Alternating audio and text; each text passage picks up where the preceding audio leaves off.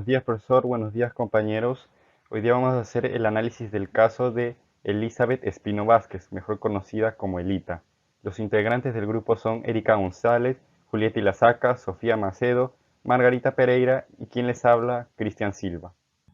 A continuación, haremos la presentación del caso. Caso Elita Espino.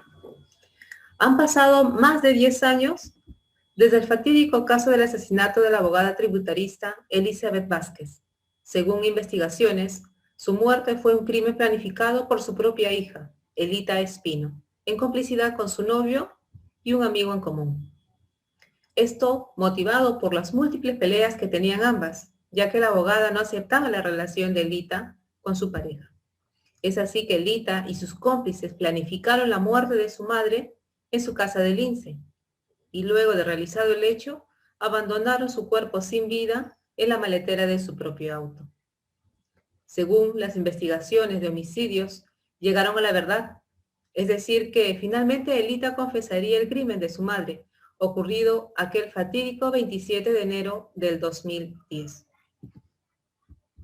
Posteriormente, se solicita la detención preventiva de Elita y sus demás cómplices, Fernando González y Jorge Cornejo. Y el 9 de noviembre, la novena Fiscalía Superior Penal de Lima pide 30 años de prisión para los responsables de la muerte de la abogada tributarista. Sin embargo, esto aún no tiene descanso para la familia de Elizabeth Vázquez, ya que Elita reclama la herencia de su madre y además de su abuelo, que fue el principal impulsor para que Elita vaya presa. A pesar de lo indignante del caso, el 10º Juzgado Civil de Lima, a cargo de la jueza Rita Castañadui, aún no ha emitido una sentencia después de casi 8 años de puesta la denuncia por don Ernesto Vázquez. Es así que si no se le declara como indigna, la joven parricida podría recibir varios millones en efectivo y bienes. Ahora les voy a hablar acerca de la hipótesis diagnóstica. La hipótesis diagnóstica de nuestro grupo es el trastorno de personalidad antisocial,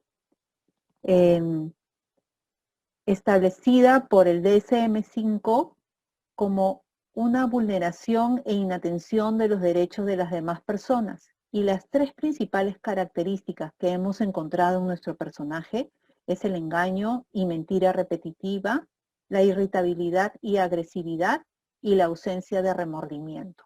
Según el CIE-10, las tres características también encontradas en nuestro personaje es la cruel despreocupación por los demás, la incapacidad para sentir culpa y las reacciones violentas.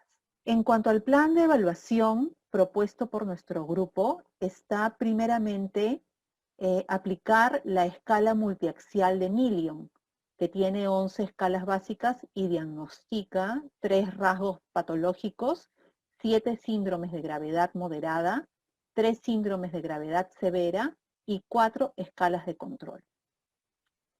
También está el cuestionario de agresión AQ, que mide 4 dimensiones, agresividad física a través de golpes, patadas, puñetes, agresión verbal, que son amenazas hechas antes de la agresión física, hostilidad, que involucra resentimiento y disgusto, y la ira, que trae consigo percepción de daño y que implica enojo y enfado. También tenemos la escala de habilidades sociales EHS, que mide 6 dimensiones. Esta escala es peruana y mide la conducta espontánea en distintos contextos. Aquí se mide la ansiedad del individuo para poder relacionarse en diferentes contextos. La conducta asertiva frente a desconocidos. Es fácil socializar con personas conocidas, mas no con las personas desconocidas, es un poco más difícil. Enfado o disconformidad al expresar desacuerdos. Cortar interacciones no deseadas. Esto quiere decir saber decir no, ¿no? Saber en qué momento cortar una interacción con alguien. Hacer peticiones de algo deseado. También es saber cómo pedir las cosas. e interactuar con personas del sexo opuesto, pero que además sean atractivas para el individuo. Y por último tenemos la escala de inteligencia maquiavélica MASH 4, que mide 3 dimensiones. Tácticas, aquí se ve la manipulación hacia los demás. Visión, la visión en cuanto a la intención de generar el daño. Y la moralidad, que tanto está gobernada por la inteligencia maquiavélica. A continuación hablaremos acerca de los diagnósticos diferenciales. En esta oportunidad tenemos 4 diagnósticos. El primero es el trastorno bipolar. Aquí tenemos con el criterio diagnóstico que las personas con este trastorno deben haber presentado un episodio maníaco, hipomaníaco o de depresión mayor. En el trastorno de personalidad límite, estas personas presentan un patrón dominante de inestabilidad en las relaciones interpersonales, de la autoimagen, de los afectos y una impulsividad intensa. En el trastorno de personalidad dependiente, las personas con este trastorno tienen una necesidad dominante y excesiva de ser cuidado, con un comportamiento sumiso y de apego exagerado.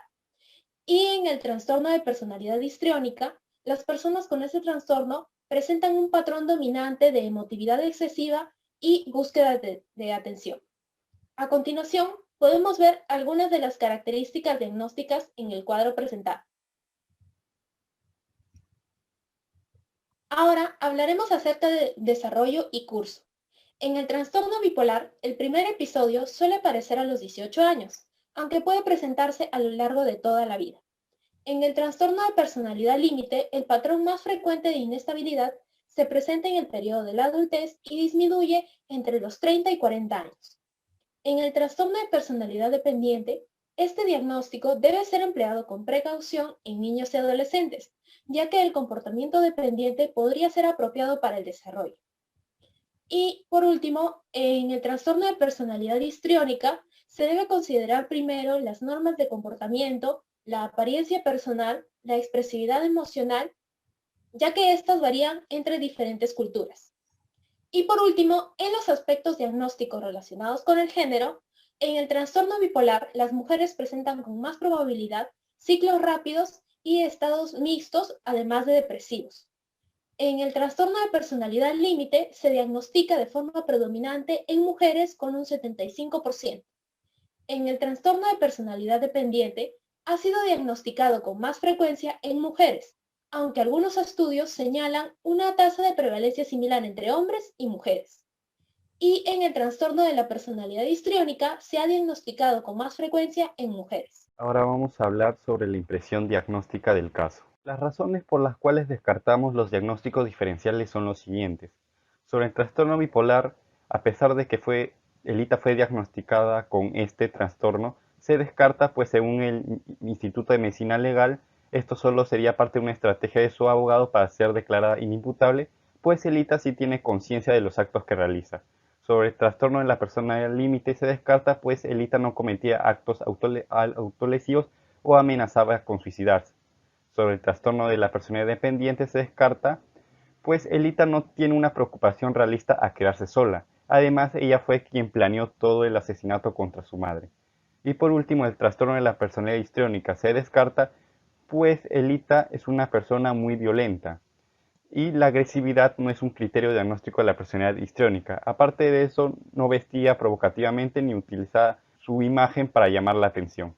Ahora, las razones por las cuales sí creemos que Elita padece nuestra hipótesis diagnóstica el trastorno de la personalidad antisocial son, en primer lugar, Elita evidencia incumplimiento de las normas legales, pues le robaba las joyas a su madre, la asesinó cruelmente y con la ayuda de su padre, que fue un fiscal anticorrupción, amenazó a la sirvienta para que no cuente nada de lo ocurrido. Luego, Elita engañaba y usaba las mentiras en repetidas ocasiones para buscar su beneficio personal, pues en las investigaciones iniciales juraba ante todos, incluso llegó a jurar ante Dios que ella no la asesinó. Luego, Elita era impulsiva y fracasaba al planear con antelación, pues intentó pasar el crimen contra su madre como un asesinato por ajuste de cuentas. Sin embargo, en una noche de impulsividad, estando ebria, le confesó a su empleada que fue ella quien asesinó a su propia madre con la ayuda de su amigo. En cuarto lugar tenemos que Elita es irritable y agresiva, pues según la empleada del hogar que por ese entonces trabajaba en su casa, las peleas verbales y las humillaciones físicas eran constantes entre Elita y su madre. Y por último lugar tenemos que Elita evidencia ausencia de remordimiento, pues a pesar de varios años del crimen, Elita aún cree que es la legítima heredera de los millones de soles y bienes que dejó su madre. No, no le importa que ella la haya asesinado y que haya abandonado su cuerpo en la maletera de una camioneta y haber sido calificada por su propio abuelo como indigna. Inclusive la tía Elita afirma de que seguirán luchando para que Elita no reciba la herencia, pues cree que no lo merece. Según nuestras conclusiones podemos llegar a que Elita presenta 5 de los 7 criterios que pide el DSM-5 para diagnosticar a alguien con el trastorno de la personalidad antisocial, por lo que consideramos correcto hipotetizar que la joven parricida padece este trastorno. Finalmente hablaremos del plan de tratamiento. Luego de haber analizado nuestros diagnósticos diferenciales, pudimos llegar a la conclusión de que se acepta nuestra hipótesis diagnóstica, que es trastorno de personalidad antisocial. Es por ello que es importante realizar un tratamiento oportuno en Elita Espino. Caballo, en el año 2011, nos detalla que dentro de los trastornos de personalidad, tanto el evitativo, límite, como el dependiente suelen presentar mayor efectividad de la terapia. Sin embargo, en el caso de los trastornos de personalidad esquizoide, narcisista y antisocial, se suelen presentar mayores dificultades para lograr el cambio de conducta en los pacientes. Respecto al trastorno de personalidad antisocial, nos señala que es importante que el paciente acuda por voluntad propia a la terapia, ya que así se podrá lograr una mayor efectividad de la misma. Pese a lo anteriormente mencionado, nuestra propuesta terapéutica consiste en el abordaje a través de la terapia cognitivo-conductual, principalmente por 2 razones. La primera de ellas, que existen evidencias de la efectividad de esta terapia en el tratamiento del trastorno de personalidad antisocial.